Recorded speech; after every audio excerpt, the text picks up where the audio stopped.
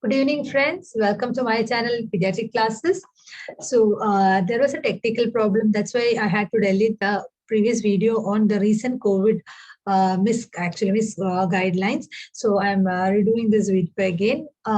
So welcome back to my channel. I hope you have all subscribed to it. If you're not subscribed to it, kindly do subscribe and support the initiative. So with this words, I'm going to share my screen.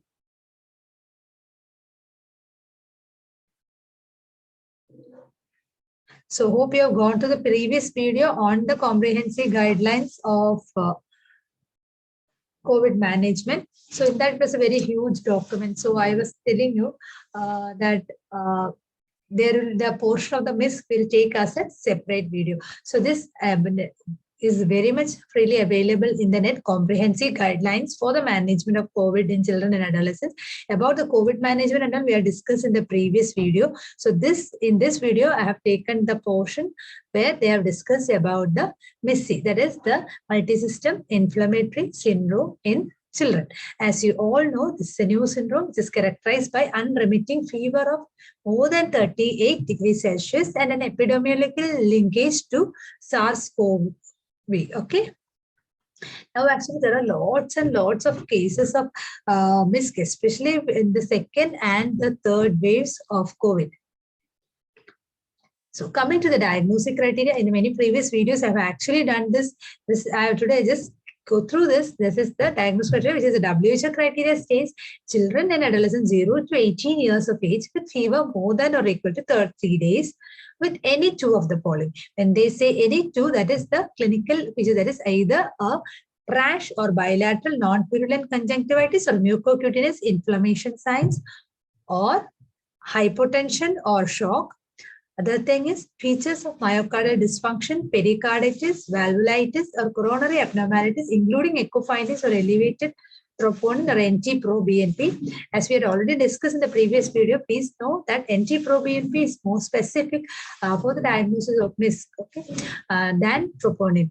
Evidence of coagulability as evidenced by PT, PTT, elevated D-dimers, etc. And acute GI symptoms like diarrhea, vomiting or abdominal pain. So please note here, there should be at least two of these things. So the rash part is either or hypotension thing or this myocardial dysfunction thing or coagulopathy evidence or GI symptoms. So if you actually see closely, there are two lab findings also along with it. Now, so these are the things we see any two of the following along with elevated markers of inflammation such as ESR, which is should be more than 40 or CRP more than 5 milligram per deciliter or procalcitonin, and there should not be any obvious microbial causes of inflammation, including a bacterial sepsis, staphylococcal or streptococcal shock syndrome, or there should be evidence of recent COVID-19 infection, either a positive RT-PCR or antigen test or the serology positivity, or there is a likely contact with the patient with COVID-19. And this is about the diagnostic criteria of MISC according to the WHO. And make sure that alternate diagnoses are ruled out.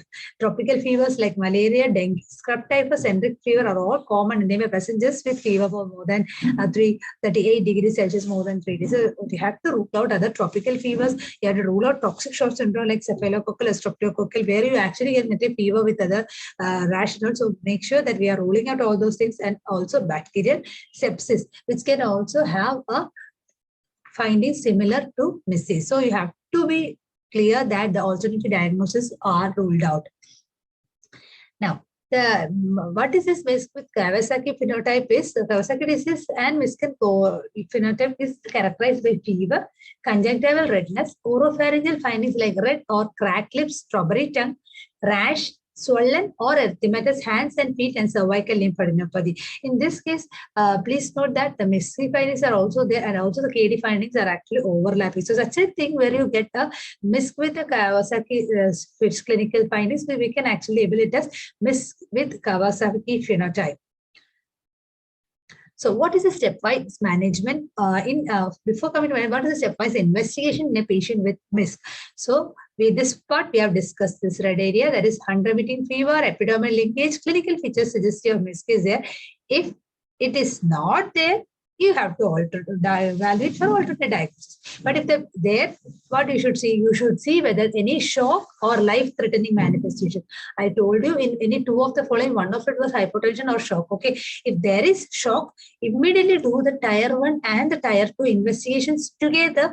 Workup for also common tropical infections. But if shock or life-threatening manifestations are not there, just do the tier 1 evaluation, which I will be discussing soon.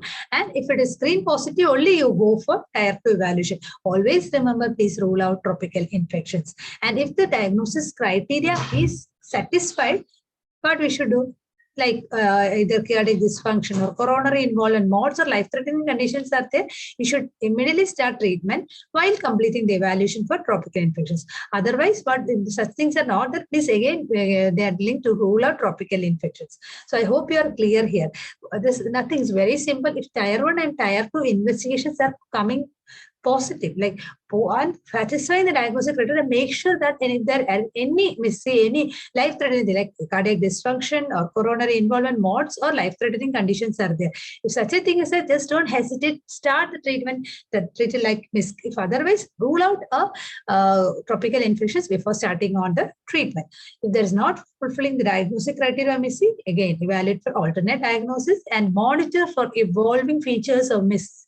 See, because what happens when the patient presents you in the first aid, you may not get all the findings, but then you have to monitor the patient so clearly. So let me take you all through the tier 1 investigations for MISC. So this can be done at a COVID care center or dedicated COVID health center. So this includes a CBC, a complete metabolic profile like LFT, kidney function test, blood gas, glucose, CRP, or ESR, SARS-CoV serology, or RT-PCR, blood culture, etc.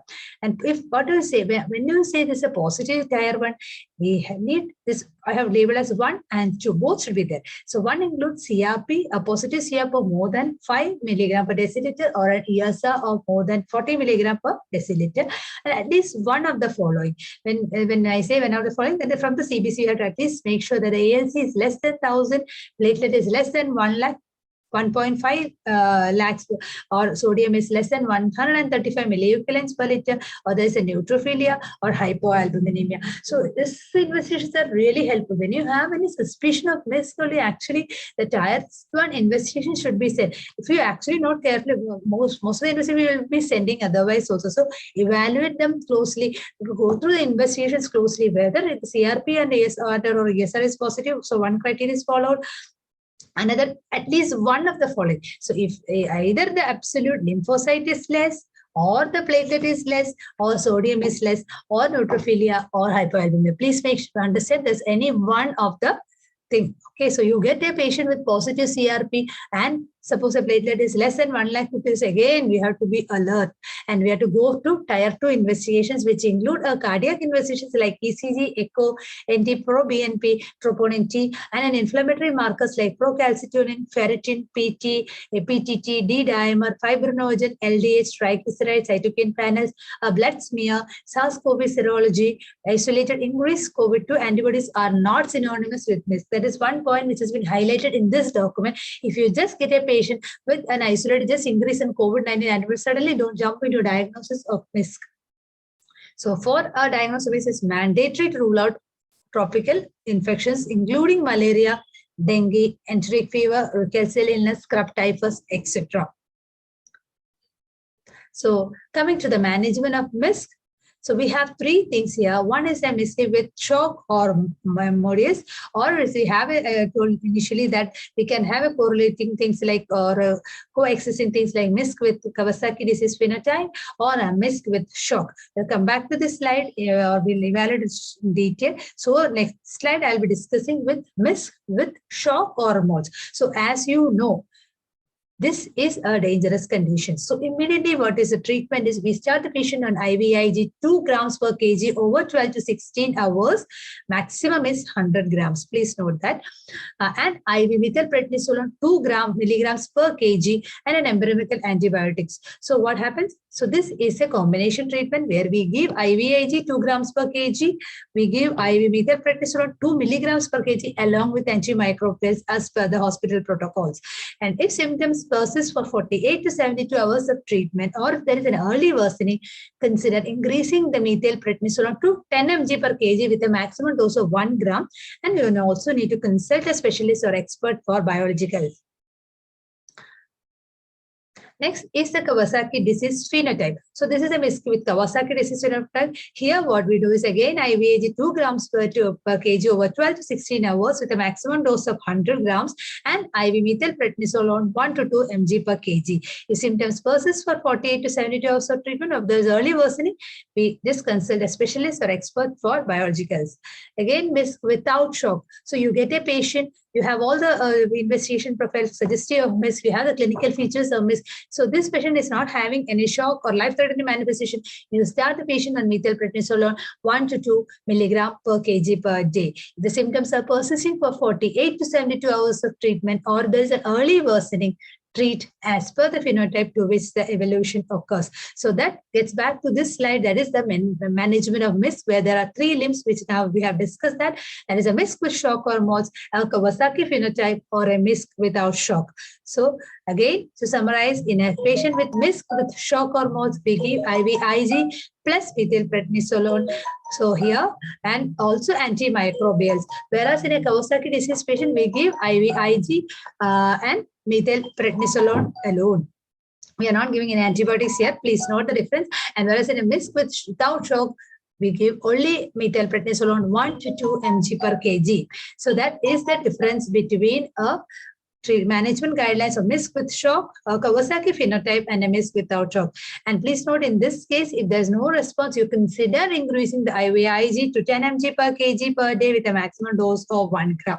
This also we have discussed in the previous slides. So this document is very freely available, as I already told you. Please try to get it downloaded from the Ministry of Health, Family Welfare site. It is a very good document. I take this opportunity to thank the director of this behind this work, and also the expert panel, which are actually come out with such a beautiful document, which is such a concise management guidelines once again, and also use biological only after expert consultation at a tertiary care center. Appropriate supportive care is needed, preferably in ICU, for treatment of cardiac dysfunction, coronary involvement, shock, or multi-organ dysfunction syndrome. Please note, we need to give IVIG over around 48 hours if there is a cardiac failure or a fluid overload. We need to taper the steroids over 2 to 3 weeks with the clinical and CRP monitoring. Now, what about this dosage of aspirin? And all? There's no much change, but the 3 to 5 mg per kg per day, maximum is 75 mg per kg in all children for 4 to 6 weeks. With make sure that platelet counts are above 80 at least for at least 4 to 6 weeks or longer for those with coronary aneurysm. There's an aneurysm, give for longer time. And also give low molecular weight heparin and as an enoxaparin 1 mg per kg per dose, twice daily subcu in more than 2-month-old, and if the child is less age, that is like less than 2 months, please keep 0.75 mg per kg per dose. If the patient has a thrombosis or giant aneurysm with absolute coronary diameter of more than 8 or a Z score of more than 10 or left ventricular ejection fraction of less than 30. So there are typical indications for giving this low molecular weight heparin. We need not give low molecular weight heparin for all the cases of MISC. So please note, there are indications that either thrombosis or giant aneurysm with a coronary diameter more than 8 or a Z score more than 10 or a left ventricular ejection fraction less than 30. Consider giving, or you need to give a low molecular weight heparin or an enoxaparin. For children with cardiac involvement, we need to repeat an ECG 48 hourly and a repeat echo at 1 to 2 weeks, and between even 4 to 6 weeks, and then a year later if the initial echo was abnormal. So that is in short about this class, where we actually had discussed about the recent changes which has actually come up in the document of the Ministry of Health and Family Welfare. Please note, their main thing with what has happened is the diagnostic criteria, CRP level. If you see the CRP level, it is therefore that more than 5 milligram per deciliter to be taken as positive. Another thing is isolated increase in COVID antibodies should not be considered just as a case of MISC. We need to have all the features and also the diagnosis criteria to be followed. And please make sure that which category of the MISCI they belong to, whether it is MISCI with shock or whether Kawasaki disease phenotype or MSc without shock. I hope this session was useful for you. If so, please do like, comment, and share with your friends. Thank you so much and stay safe.